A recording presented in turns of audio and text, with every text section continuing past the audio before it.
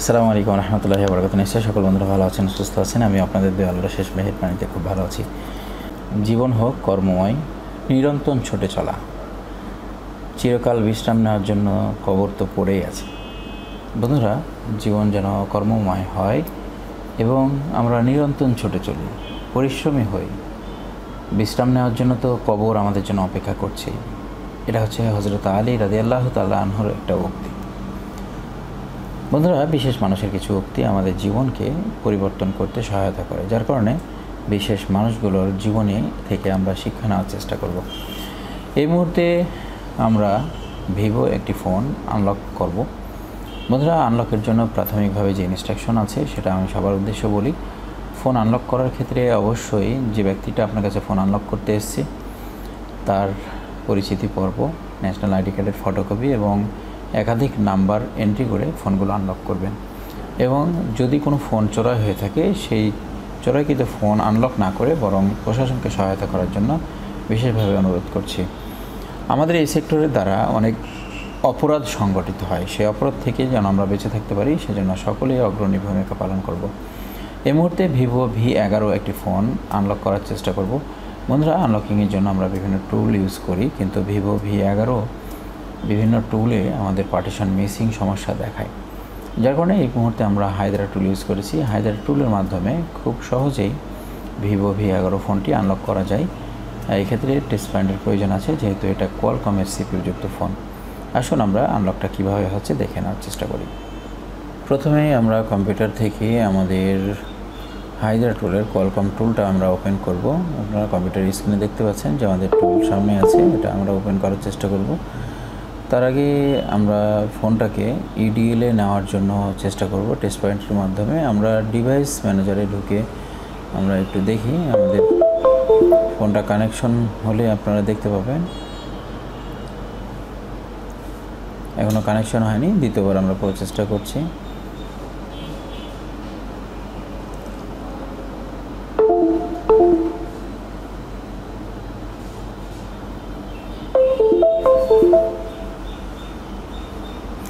দেখতে পাচ্ছি আমরা Qualcomm HS USB Q deliver পেয়ে গেছে। এখন আমরা এখান থেকে সরাসরি মডেল সিলেক্ট করব। মডেল সিলেক্ট করার পরে যেহেতু আমাদের ইডিএল পেয়ে গেছে, আমরা মডেল সিলেক্ট করলে আমরা অ্যাকুরেট সিকিউরিটিটা পাবো, যে ক্ষেত্র থেকে পার্টিশনের জন্য সঠিক ইনস্ট্রাকশনটা আসবে। আমরা এখান থেকে ভিভো সিলেক্ট করব।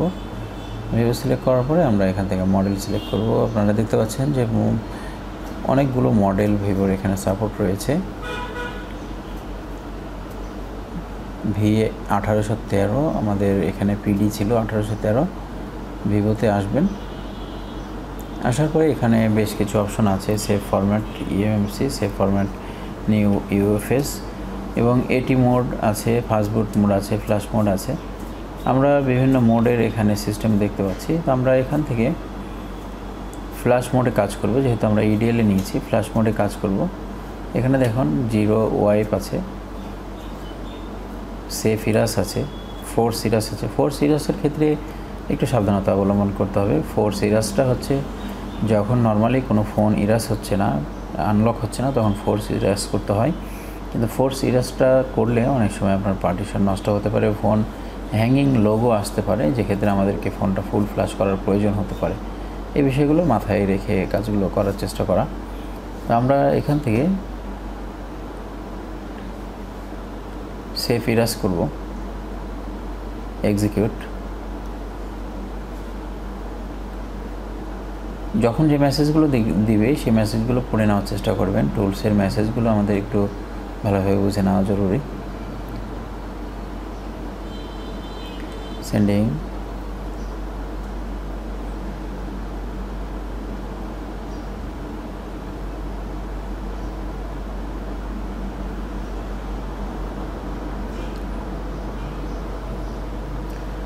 দেখতে পাচ্ছি যে আমাদের 17 সেকেন্ডের মধ্যে ফোনটি আনলক হয়ে গেছে। আমরা এখন ফোনের কেবলটা আউট করব এবং এই ব্যাটারিটা আমাদেরকে রিসেট করতে হবে, কারণ এই ফোনগুলো ইডিএলে আসে ব্যাটারি সহ। শাওমিগুলো আমাদেরকে উইদাউট ব্যাটারিতে ট্রাই করতে হয়। আমরা ফোনটা অন হওয়ার জন্য প্রসেস করছি, আমরা একটু সময় নিব। অন হতে ফোনগুলো প্রায় 10-12-15 মিনিট সময় নিয়ে নেয় অনেক ক্ষেত্রেই, যার কারণে এই সময়টা একটু ধৈর্য ধারণ করে অপেক্ষা করতে হবে। ব্যাটারি চার্জ কম থাকলে আপনার এরকম প্রবলেম আসতে পারে। আমরা একটা ইউএসবি কেবল লাগিয়ে রাখি, যদি ব্যাটারি চার্জটা ড্রেন হয়ে থাকে তাহলে প্রবলেম হয়তো করবে। তবে এই ফোনটা একটু বুটলুপের মতো সমস্যা মনে হয়। ফোনটা অন হওয়ার সময় কয়েকবার রেস্টার্ট করে। ফাইনালি আমরা দেখতে পাচ্ছি যে আমাদের ওয়াইফাই হয়ে গেছে। এই সময়টুকু একটু বেশি ছিল, আমরা ভিডিওটা কাট করেছি কারণ সময়টাকে কমানোর জন্য।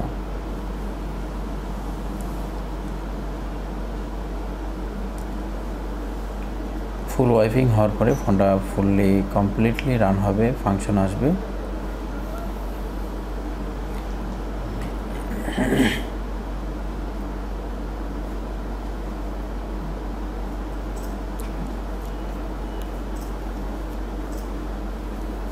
ইন টোটাল প্রসেসিং ছিল প্রায় 10 মিনিটের উপরে, যেটাকে আমরা একটু ছোট করে আপনাকে দেখানোর চেষ্টা করছি। দেখতে পাচ্ছেন ফোনটা চয়েস অলরেডি। আমরা এখন সেটিংটা কমপ্লিট করলেই ফোনটা রান পেয়ে যাব। বন্ধুরা, মোবাইল সার্ভিসিং সেক্টর এখন অনেক কস্টলি। আমরা যারা আন্ডাররেট করে আমাদের জগৎটাকে নষ্ট করছি, তারা একটু ভেবে দেখুন আপনার টেবিলটাকে আপগ্রেড করার জন্য কত লক্ষ টাকার প্রয়োজন আছে। কোনো এক সময় 10,000 টাকা নিয়ে একটা স্ক্রুড্রাইভার, একটা আয়রন, একটা হটগান, ব্যাস একটা ল্যাম্প চোখে যেন দেখা যায়, তারপরে আপনারা অন্য হিট দিয়ে কাজগুলো উঠিয়ে ফেলেছেন। এখন আর সেই সুযোগ নেই।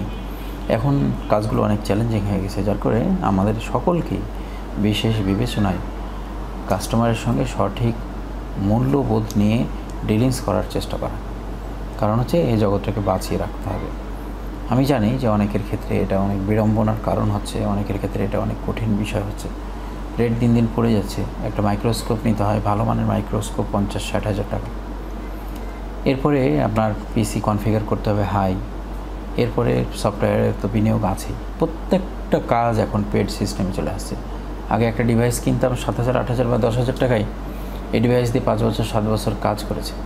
এখন আর এই সুযোগ নেই। প্রত্যেকটা ডিভাইসগুলো হয়ে গেছে পেড সিস্টেম, বাৎসরিক রিনিউয়াল সিস্টেম। টাকা কীভাবে তুলে নিয়ে আসবেন? বছরের শুরুতেই আপনাকে একসঙ্গে লক্ষাধিক টাকা বিনিয়োগ করতে হচ্ছে সফটওয়্যারের রিনিউয়ালের উপরে। যার কারণে আমরা চেষ্টা করি আমাদের জগৎটাকে সুন্দর করে রাখার জন্য, আমাদের রেটগুলোকে সুন্দর একটা মার্জিনে রাখার জন্য। সকলে ভালো থাকবেন। আসসালামু আলাইকুম ওয়া রাহমাতুল্লাহি ওয়া বারাকাতুহু।